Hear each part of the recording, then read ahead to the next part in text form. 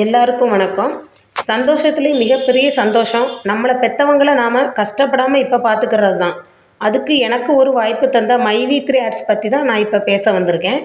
நான் தூத்துக்குடி மாவட்டம் வேம்பார் கிராமத்தில் இருந்து செல்வி பேசுகிறேன். நான் ஒரு மாற்றுத்திறனாளி. எனக்கும் மற்றவங்க மாதிரி பெரிய வீடு நினச்ச எல்லாத்தையும் வாங்கணும் அப்படின்னு ரொம்ப ஆசை இருந்துச்சு. ஆனால் நான் ஒரு ப்ரைவேட் கம்பெனியில் குறைஞ்ச வருமானத்தில் தான் வேலை பார்த்தேன்.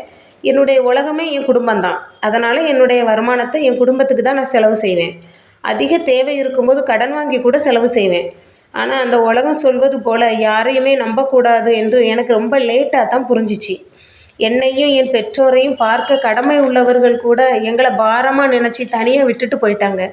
அந்த சமயம் நான் ரொம்ப மனநொந்து வேதனையாக இருந்தேன். எங்களை கண்மணி போல் வளர்த்த என் பெற்றோரை நான் எப்படி கஷ்டப்படாமல் பார்த்துக்கொள்ள போகிறேன்னு ரொம்ப கவலைப்பட்டேன். அப்போ தான் மைவி3 ஆர்ட்ஸ் நிறுவனத்தில் சேர எனக்கு ஒரு வாய்ப்பு கிடச்சிச்சு. அதை நான் உறுதியாக பிடிச்சிக்கிட்டேன். இன்று நான் என் பெற்றோரை பார்த்து கொள்கிறேன்.